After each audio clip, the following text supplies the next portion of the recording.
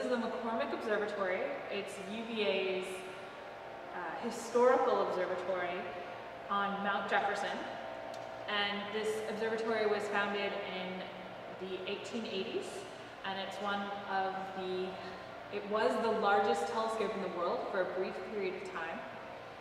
And we've kept the telescope as historical as possible over time, which requires a lot of work, believe it or not, in order to show everyone what astronomy was like in the early 20th century. And this telescope is not used for science anymore, not because you can't do science with it, but because the light pollution in Charlottesville is so bad that you can no longer do science. And actually the worst light pollution is actually from the dorms and the football field.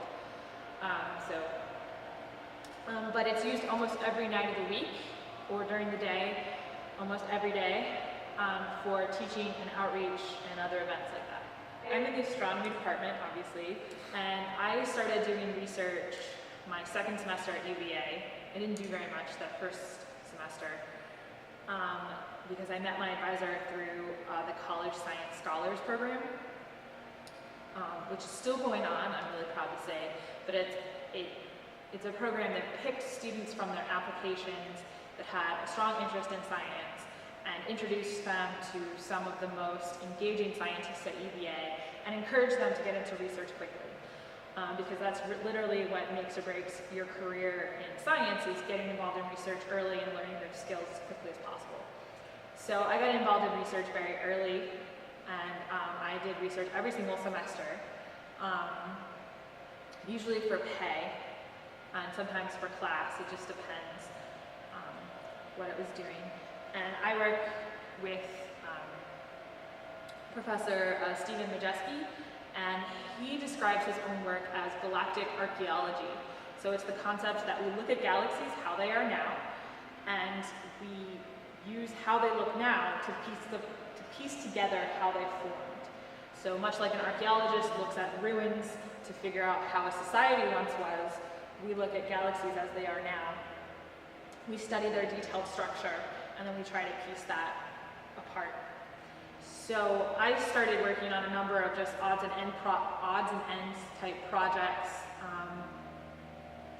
sort of like special teams in science. So we're just doing lots of different things. And then I got involved in the project that I'm still working on today, and I'm actually leading now, which is looking at the closest galaxy to our own. It's called Andromeda. It's one of the largest objects on the sky. It actually covers 50 times the area of the full moon. And I got involved in a survey that had been started by a former UVA undergrad while I was still in high school. And I started observing a lot every fall. And so ever since then, I observed 2 or 3 weeks every fall on Andromeda at the National Observatories in Tucson.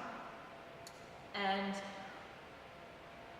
our goal is to study that galaxy like we study our own, using the same techniques, so that now we have a sample of 2 galaxies that are well studied and characterized. And so I started the optical program when I was an undergraduate, and that's forming my thesis. And now we're starting a new program which is taking that research to the next level. And then after that, we'll go to the next level, and the next level, and the next level. It's been a very successful project, and I've been really happy to be a part of it. And as a result of being involved in research, I got to do a number of really interesting things when I was an undergrad and had to fit them around band. So I took actually half of the graduate courses as an undergraduate, including an observing class where I was here at this telescope a couple nights a week. And that was really hard to fit in. It was actually really funny. I would actually have to, well, it actually worked out really nicely because of the lights in the stadium. We couldn't observe when there was a football game, and we couldn't observe right before a football game because they turn on the lights 24 hours in advance, which is a ridiculous waste of energy, and they really shouldn't do that, and I'm going to say that very loudly. But so there weren't conflicts in that way, but very often we had to push back our labs, and they had to schedule all the labs around me because I had marching rehearsal. And I'd also come to things dressed very strangely in my marching gear and things like that. It was kind of funny. So as a result of the observing project that I did, I was actually working with the data, and the first field that I happened to reduce happened to contain a new galaxy, a dwarf galaxy, a small one, which was really funny because I was working so late at night that I didn't actually see it. It's pretty obvious that there was a galaxy there. I didn't actually see it. I sent off the data to a colleague who's now works with the Hubble Space Telescope and the James Webb Space Telescope. And he actually sent me an email the next morning that was sort of to the extent of, did you see this? How did you miss this? And I'm like, I was so tired. So yeah, we discovered a galaxy and published a bunch of papers. It was actually really funny. The times that my advisor wanted to really push on some of our research were also the times when I was most busy with band and exams and all the normal things. It's really calm. Exams are a really calm period for professors because they're not doing anything. They're just giving tests. Really stressful for students. So my advisor and I worked out this really interesting relationship in terms of working on these different projects at different times. I did a lot of things in the middle of the night. I still do a lot of things in the middle of the night, but I've gotten a lot better about that now. And if you're going to be a professional academic, you should not sacrifice sleep to get things done. It's my new policy. Oh, I had to miss 2 weeks of class to go to a conference in Australia. Mr. Peace didn't like that. But I was glad I missed it. I think I missed 3 weeks in a row, and then I had to leave again a couple weeks later. But that just pretty much set up my career as an academic. I'm always traveling, I'm always moving, and I have weird conference calls, so I guess band really trained me pretty well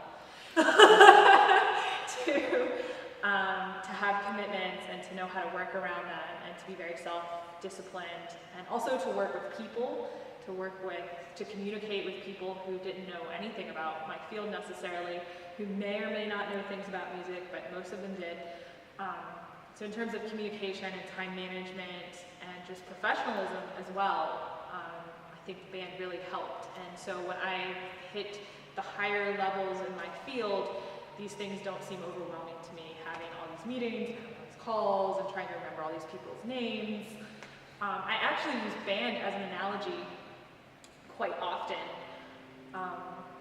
for understanding galactic structure. We like to use the analogy that trying to understand our own galaxy is much like being in the band, because when you're in the band on the field, you don't see the grander pattern, the grander thing that you're making. You see all the people around you, you see their instruments, the drum line. Sometimes they're football players. You can see people on the sidelines, but you don't see the grand pattern. However, when you step away and you go up into the nosebleed seats that they give the young alumni, and you look down, you can see the huge pattern very easily, but you miss some of the details.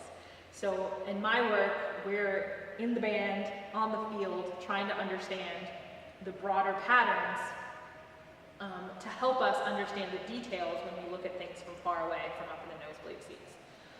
So I use that analogy quite a lot. I actually use pictures I took on the field when I was volunteering to demonstrate the chaos that's on the field and how it's very much like what we're doing. And my favorite thing is I took a picture when the football team was coming out and they were using smoke. Because in the galaxy we have something called dust.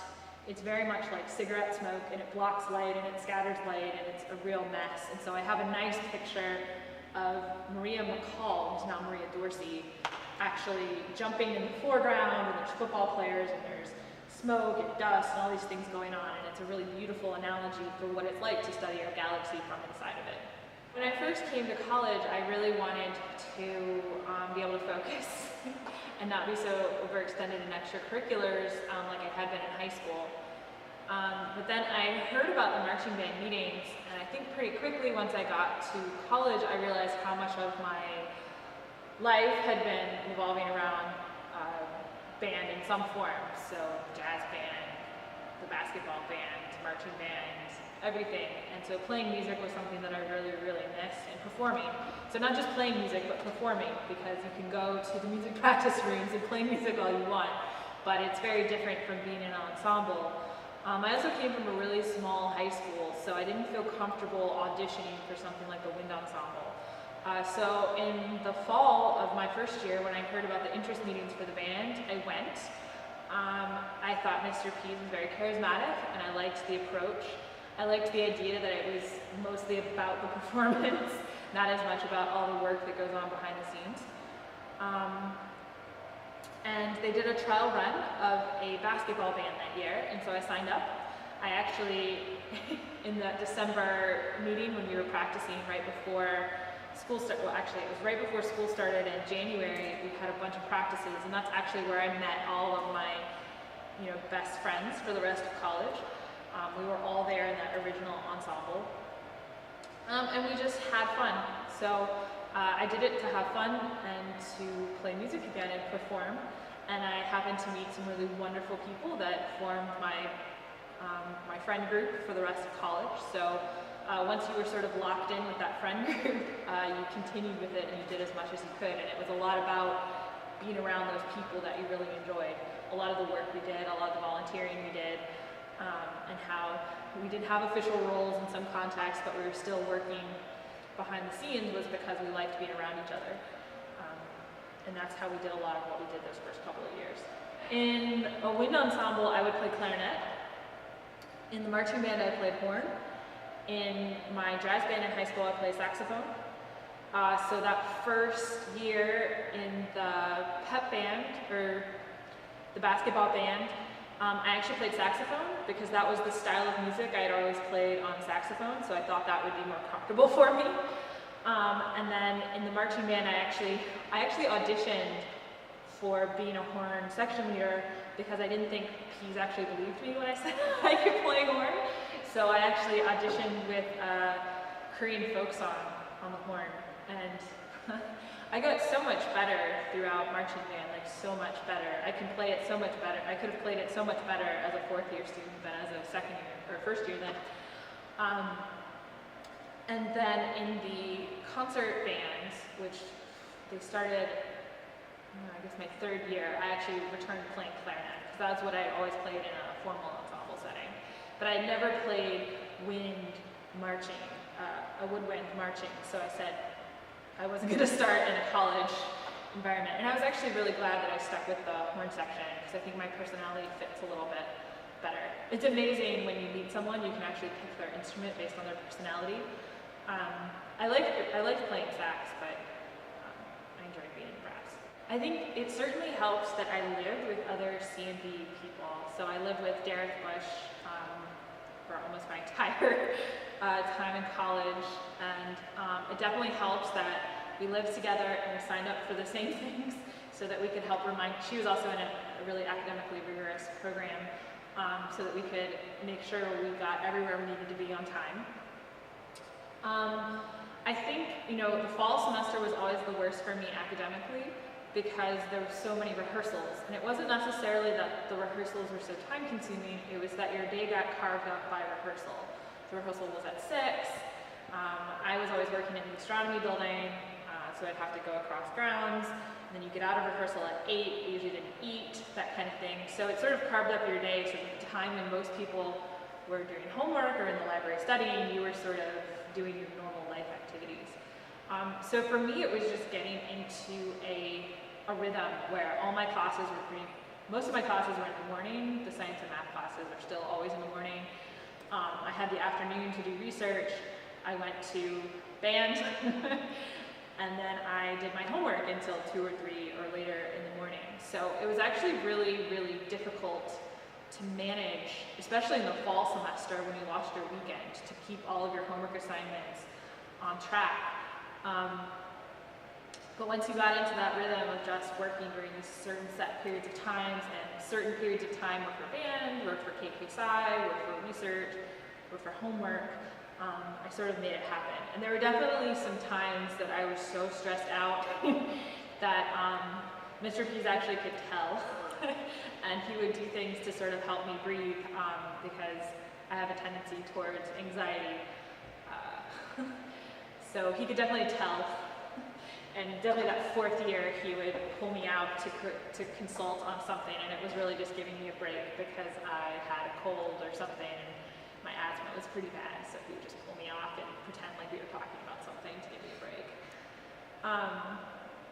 It definitely helps that, I think those first at least the first season, maybe into the second season that I marched, we were really, really ambitious in our drill and in the songs that we played and stuff like that. And sort of we started to reach sort of a nice equilibrium point towards the later stages, where there wasn't as much marching, there wasn't as much dancing, the music was a little bit easier.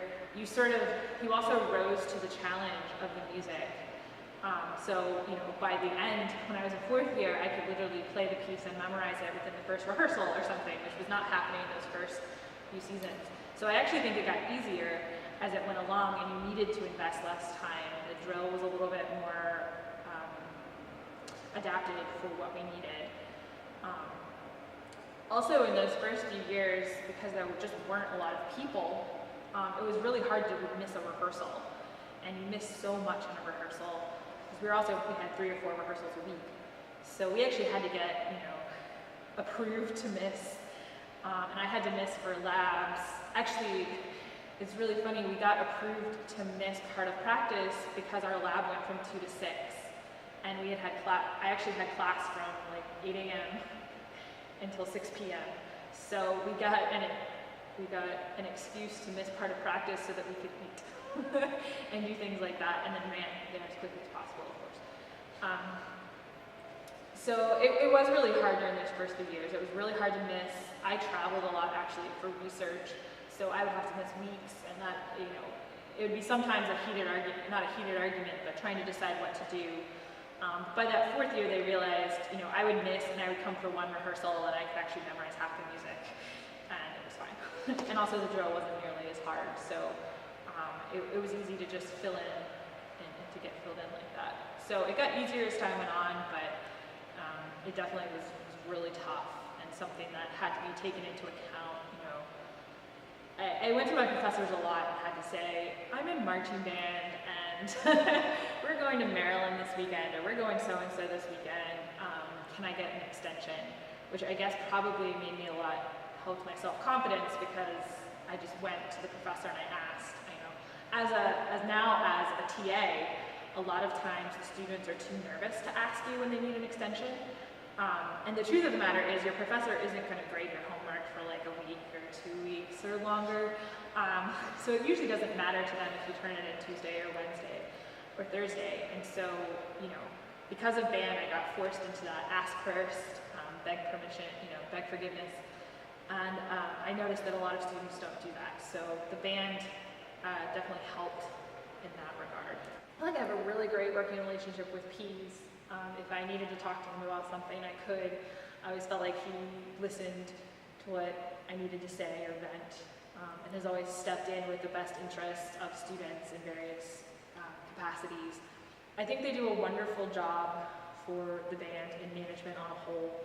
I think for weird cases like me who were really headstrong and were also leading a group and felt like they were leading various groups and representing different factions, it can be really hard sometimes to work with leaders that are that dedicated and also that focused and also headstrong in their own right. So, I mean, those types of events happen. But I think, you know, if I came back to the band, I would be welcomed, I hope. And I still enjoy watching their work, and I really respect what they do.